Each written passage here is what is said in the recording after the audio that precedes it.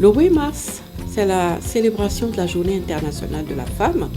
Et pour l'édition 2023, le thème se concentre sur le numérique. Très exactement, voici le thème de cette année pour un monde digital inclusif. Innovation et technologie pour l'égalité des sexes. Ce thème va nous permettre de nous pencher sur divers aspects des relations entre les femmes et le numérique.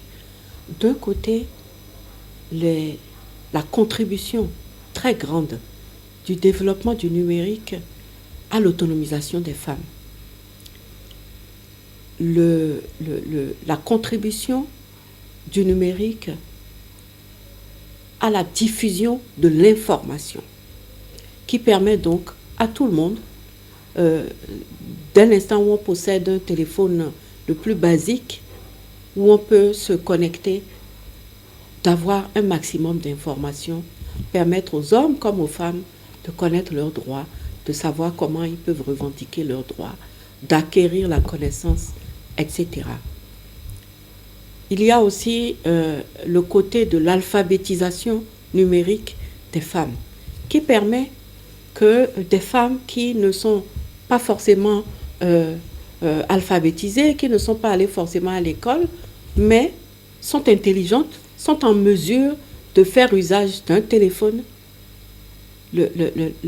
l'enseignement ou la formation qui va leur permettre d'utiliser leur téléphone portable pour faire des affaires, pour accroître leurs revenus. Et en cela, particulièrement le business, le WhatsApp business, il est vraiment pratique pour les femmes parce qu'elles peuvent se déplacer dans les onglets, elles peuvent poster leurs produits, et elles n'ont pas besoin vraiment d'être allées à l'école pour faire ces choses-là. Quand on le leur apprend bien et qu'elles savent passer d'une étape à l'autre des différents processus et utiliser donc leur téléphone portable. Aujourd'hui, avec le téléphone portable, beaucoup de femmes, par exemple, qui n'avaient pas accès à l'ouverture de comptes dans des banques, ont le Momo, ont des comptes Momo, ce qui leur facilite royalement la tâche. Donc, il y a tous ces aspects-là qui participent, on va dire, à l'autonomisation de la femme, qui participent à réduire les inégalités entre hommes et femmes. Mais il faut reconnaître que jusqu'à la date d'aujourd'hui, il y a une fracture numérique entre hommes et femmes, que l'accès des femmes au numérique est beaucoup plus réduit que celui des hommes. Et donc, le temps est à la réflexion pour voir comment réduire cet écart, réduire davantage cet écart. Il y a maintenant l'autre aspect qui est l'aspect le plus délicat de la relation entre les femmes et le numérique, c'est celui de toutes les infractions commises à raison de leur sexe, des infractions commises sur elles, des violences exercées sur elles, particulièrement des violences psychologiques qu'elles subissent via les réseaux sociaux, via le numérique. Donc apprendre à la fois aux femmes à se protéger dans les sphères des réseaux sociaux et apprendre aux utilisateurs des réseaux sociaux, apprendre aux activistes des réseaux sociaux, apprendre aux influenceurs, prévenir les influenceurs des réseaux sociaux sur les dégâts qu'ils commettent sur la vie des femmes, des jeunes filles via les réseaux sociaux. Les réseaux sociaux sont devenus un outil, en fait, de commission d'infractions dont les conséquences sont parfois très graves. Ce sera aussi probablement le moment de parler justement de la législation béninoise qui protège les personnes contre un certain nombre de dérives au niveau des réseaux sociaux. Et j'ai bien envie, très rapidement, de profiter de cette occasion qui m'est donnée pour juste rappeler à tous ceux qui commettent ce genre d'infractions, tous ceux qui versent dans ces excès-là sur les réseaux sociaux, l'article 574 de la loi 2017-20 du 20 avril 2018 portant code du numérique en République du Bénin. Je veux citer cet article 574 parce que nous allons beaucoup communiquer dessus en ce moment et l'Institut national de la femme va faire grand usage de cette disposition législative pour contribuer à réduire certaines dérives. L'article dit ceci. L'atteinte à la vie privée commise sur Internet est punie de 5 ans d'emprisonnement et de 25 millions de francs CFA d'amende. Alors, quelle est cette infraction d'atteinte à la vie privée commise sur Internet? C'est le fait, au moyen d'un ou sur un réseau de communication électronique ou un système informatique, de volontairement porter atteinte à l'intimité de la vie privée d'autrui en captant, enregistrant ou transmettant sans le consentement de leur auteur des paroles prononcées à titre privé ou confidentiel, ou alors en fixant, en enregistrant ou en transmettant sans le consentement de cette personne l'image de cette personne se trouvant dans un lieu privé. Donc nous devons faire très attention à ce que nous nous permettons de publier sur les autres, sur les réseaux sociaux, sans leur consentement. La loi est là et la peine, on vient de l'entendre, c'est une peine privative de liberté, mais c'est aussi une amende de 25 millions de francs CFA. Donc voilà ce que m'inspire la GIF 2023 dans le thème qu'il veut que nous développions.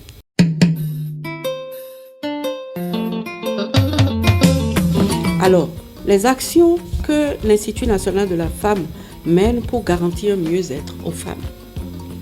D'abord, nous recevons toutes les femmes qui ont envie de se plaindre, qui ont décidé de se plaindre d'une situation de discrimination ou de violence commise à leur endroit et pour lesquelles elles sont décidées soit à faire venir, faire venir l'auteur quand ce sont des choses qui sont vraiment des choses comme non-paiement de pension alimentaire ou des choses de ce genre qui ne sont pas des crimes. Faire en sorte que l'Institut national de la femme interpelle l'auteur de cette violence, l'auteur de l'infraction, et le contraigne à remplir ses obligations ou, à défaut, saisisse la justice pour que réparation soit faite et pour que le droit de la femme qui a été violée soit rétabli et que le dommage qui lui a été causé soit réparé. Donc, assistance juridique, assistance judiciaire aux femmes, écoute. La première chose, c'est l'écoute de ces femmes-là. C'est être à l'écoute de leurs difficultés, les conseiller, les réconforter et les accompagner, soit dans une action juridique, soit dans une action qui non contentieuse, mais non judiciaire, qui peut être réglée quand c'est vraiment des choses peu graves, comme des obligations de faire ou des avertissements de ne pas faire. Ou alors, lorsque la violence subie a entraîné peut-être un dommage physique important, que peut-être dont le montant peut-être dépasse les possibilités qu'ont le centre de promotion sociale le plus proche du domicile de ces femmes-là d'intervenir, et avec ou sans le concours d'un contributeur, pour que les femmes qui sont victimes de ces violences soient soignées complètement jusqu'à guérison, ou que si ce sont des femmes qui sont peut-être sans abri, qui ne savent plus où aller rester parce qu'elles ont été chassées du domicile conjugal, etc. Si le domicile conjugal est la maison familiale du mari, vous comprenez qu'on ne peut pas faire autrement que de trouver une solution à l'extérieur de ce domicile conjugal. Donc, tout ce que nous pouvons faire pour tout ce que nous pouvons faire pour rétablir les femmes dans leurs droits, tout ce que nous pouvons faire pour donner les signaux d'alarme de ce qu'il n'y aura plus d'infraction commise à l'endroit de la femme qui restera impunie. Tout ce que nous pouvons faire pour sensibiliser, tout ce que nous pouvons faire pour engager un dialogue social, pour une transformation des mentalités, l'Institut national de la femme est là pour le faire. L'Institut national de la femme a le pouvoir d'ester en justice, même si personne ne se plaint, si on dénonce un fait qui relève de notre compétence. Et parce que nous sommes décidés à ne plus laisser le vilain signal d'alarme que, bon, vous pouvez le faire et puis rien ne vous arrivera. Ça là, c'est fini. C'est l'objectif poursuivi par l'Institut national de la femme. Donc, nous sommes là. Nous sommes à l'écoute. Nous sommes disponibles. Nous sommes engagés pour un mieux-être des femmes, pour l'amélioration de leur statut, pour le rétablissement de leurs droits et pour une réparation pour les préjudices qu'elles auraient subis. Je voudrais dire aux jeunes qui sont très présents sur les réseaux sociaux qu'ils ne savent pas la chance qu'ils ont de vivre à une époque où l'information est à portée de main.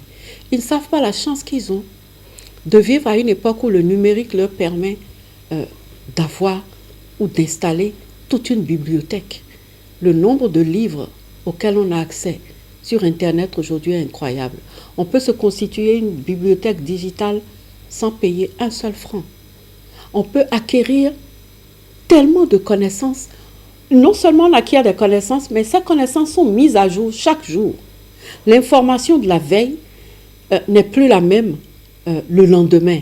Et donc, c'est une opportunité incroyable. Si seulement, chers jeunes, vous acceptiez d'en faire un outil d'acquisition de la connaissance, bien sûr, un outil parfois qui vous permette de faire des activités ludiques, mais par-dessus tout, un outil qui vous permette de vous auto-former, d'avoir les informations les plus récentes, d'interagir dans des sphères où il y a de l'échange de connaissances, de l'échange de compétences, où on se frotte à des gens qui sont plus intelligents que nous, qui sont plus avancés que nous, pour apprendre d'eux. Si seulement vous pouviez faire de l'outil du numérique un allié et non pas un serviteur servile de causes qui ne sont pas nobles du tout, vous aurez compris. Et l'innovation technologique deviendrait pour vous un atout incroyable. Ça vous permettrait de rattraper beaucoup de temps perdu. Ça vous permettrait d'être hyper concurrent sur les marchés de l'information, les marchés du travail, les marchés de l'exercice dans les meilleures conditions possibles de ces compétences, de ces dons, de ces talents. Il faut vraiment que la GIF 2023 nous ramène à un usage intelligent, un usage qui produit de la plus-value et un outil qui devient un allié dans la lutte contre toutes les formes de discrimination et de violence à l'égard des femmes.